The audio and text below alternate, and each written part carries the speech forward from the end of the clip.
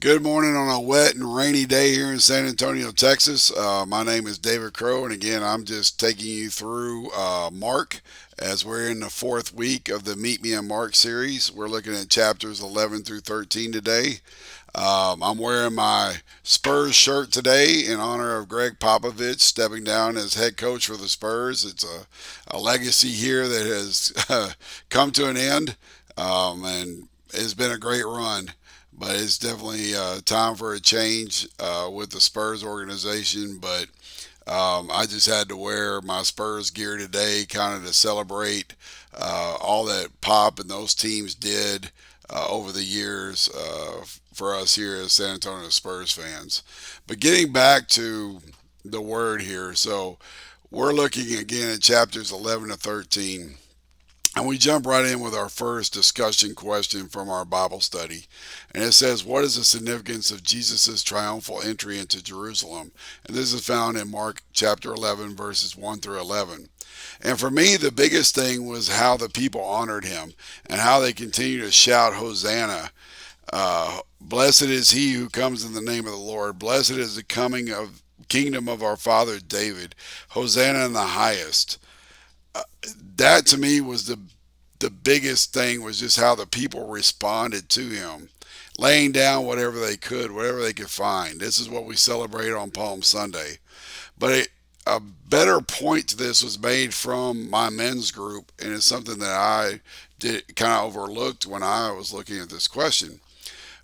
But one of my brothers shared how the Son of God rode in on a donkey and not some majestic horse, and then also tied that back to Zechariah 9:9, where it says, Rejoice greatly, O daughter of Zion, shout, daughter of Jerusalem. See, your king comes to you, righteous and having salvation, gentle and riding on a donkey, on a colt, the foal of a donkey. And so that's the thing that you see here is how the disciples went and did what Jesus told them to do and untied a colt. And when asked, if anyone asks you why you're doing this, tell him the Lord needs it and we'll send it back here shortly. And so, again, the Son of Man is coming in on a colt of a donkey instead of some majestic horse that could have easily been used. He could have come in with whatever pomp and circumstance he wanted to. But again, the humility of Jesus is on full display. He comes in riding on a very small donkey in this moment. So again, it shows the humility of Jesus, but also fulfills prophecy that you see in Zechariah. We move forward to the next question. Asks us, why does Jesus cleanse the temple? And what does this teach about true worship? And this is found in Mark 11, verses 15 to 18. And here it's very clear that the temple is to be used for prayer and worship. It's not for the buying and selling of goods, it's what was taking place. So if you look in verse 17, even, it says, And as he taught them, he said, Is it not written, My house will be called a house of prayer for all nations, but you have made it a den of robbers. And then as you go forward into verse 18, here we go again. The chief priests and the teachers of the law heard this and began looking for a way to kill him, for they feared him because the whole crowd was amazed at his teaching. And so as we go along throughout Mark, we see where every time that the chief priests and the teachers of the law are challenged or offended by what Jesus is teaching, they look for a way to either kill him or have him arrested. And why? Because they fear him. Because they know that he's calling them out from what they've been doing as religious leaders. But there's some really good verses here too as you go forward, and this wasn't one of our questions, but I'm not going to ignore this either. If you look at Mark 11 verses 22 to 25, this is some really rich instruction here from Jesus about prayer.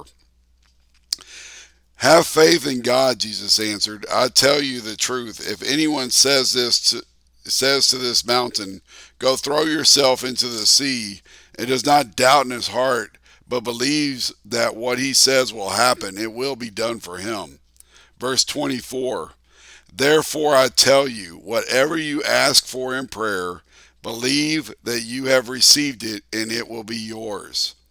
And when you stand praying, if you hold anything against anyone, forgive him, so that your Father in heaven may forgive you your sins.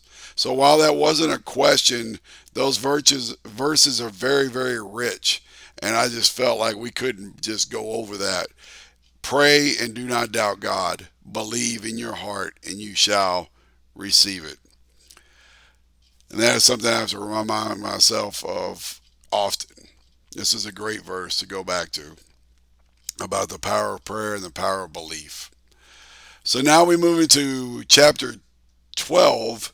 And the question here, coming from verses 1 through 12, is how does Jesus challenge the religious leaders' authority? And so before we get into this, the leaders are challenging Jesus' authority here at the end of chapter 11. So let's look at verse 28 real quick.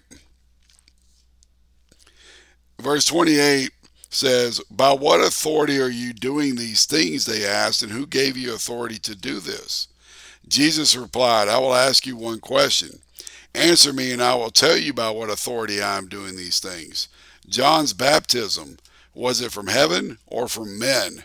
Tell me. So he asked them a question that they chose not to answer out of fear. And if you go on and read, they simply just respond, we don't know. And then I love how Jesus comes back and says, well, neither will I tell you by what authority I am doing these things. And then he goes on into verses 1 through 12 with a parable about the tenants. So verse 12 tells us, he then began to speak to them in parables. A man planted a vineyard.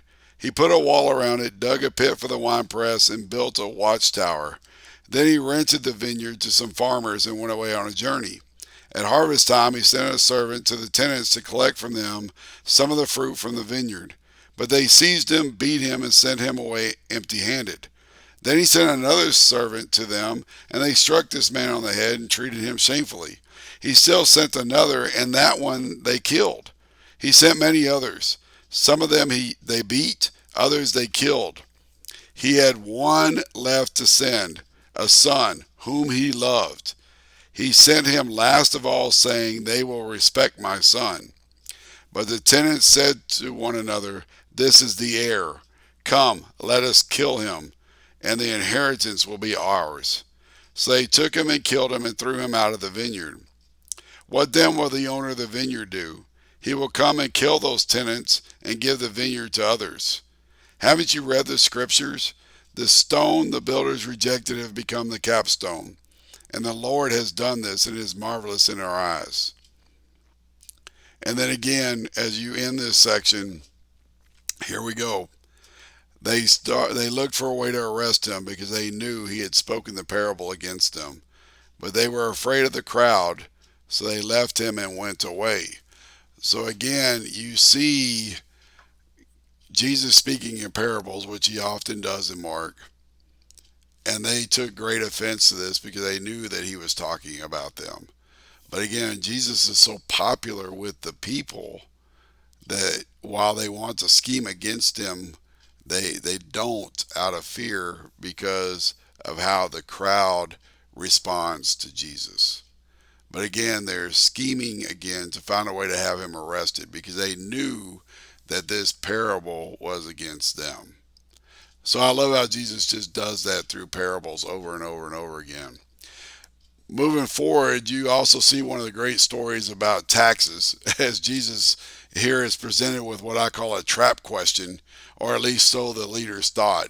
So if you look at verse 15, and I'll read this as well because I just think it's great. They're asking, is it right to pay taxes to Caesar or not? Should we pay or shouldn't we? But Jesus knew their hypocrisy. Why are you trying to trap me? He asked. Bring me a denarius and let me look at it. They brought the coin, and he asked them, whose portrait is this, and whose inscription? Caesar's, they replied. Then Jesus said to them, give to Caesar what is Caesar's, and to God what is God. And they were amazed at him. Just a great little story about how God's always got an answer. The next question, or the next section, talks a little bit about marriage in heaven as at the resurrection. And I'm not going to read all of that to you, but I'm going to point out verse 25. When the dead rise, they will neither marry nor be given in marriage. They will be like the angels in heaven. If you want to dig into that deeper, feel free to read more about that section. But the scripture is very clear about marriage in heaven. Once we are in heaven, we will be like angels. Moving forward, the next question leads us to the greatest commandment. So the question is, what does Jesus teach about the greatest commandment, and how does this impact our daily lives? So this is found in Mark chapter 12, verses 28 to 34. And specifically, you can find this one in verse 29 through 31. The most important one, answered Jesus, is this: Hear, O Israel, the Lord of our God, the Lord is one. Love the Lord your God with all your heart and with all your soul and with all your mind and with all your strength. The second is this: love your neighbor as yourself. There is no greater commandment than these. So the question was about what is the greatest commandment, and we just learned that from the passage. The extension question was, how does this impact our daily lives? Well, the greatest commandment is very, very clear, but this is all about love and service. It's not about works, it's not about offerings. The impact on our daily lives is to love and serve others. And I pray every day that God leads my way and guides my path. That is something I pray every morning. And God never fails to put somebody in my path that I was supposed to meet or talk to, whether that was for my benefit or theirs. I never know which way that's going to be, but it's always a blessing. Even today, as I was recording this, I received a message from a brother of mine whose daughter is in the hospital right now facing a very, very serious condition. And I don't think there's any coincidence about that, as while I'm reviewing my notes from Mark, and I'm seeing that passage about pray and believe, I get that text message. I took a picture of that passage, I underlined, I sent it to him, because when we're asking for prayer, you have to believe in what you're praying and it will be yours. And so again, it's God's will and God's timing, and I pray for that young lady that she is healed in Jesus' name. But there's so many times that I can go back and see how God has used interactions for either my blessing or for somebody else's. You know, it's making myself as available to be used by Him as I can. That's really what it's all about: love and service. Love and service. Our next question talks about hypocrisy, and so you find this in Mark chapter 12, verses 38 to 40. And Jesus makes it very, very clear in these words about what will happen. And Jesus tells us that they will be punished most severely, doing things for show and not for God, that their honor is here on earth and not in heaven. But as you get to the last part of this section in verse 40, I can't help but think that widows must have been really taken advantage of during these times. So in verse 40, it says that they devour widows' houses and for a show make lengthy prayers. Such men will be punished most severely. And then you see how Jesus talks about the widow's offering as we end chapter 12.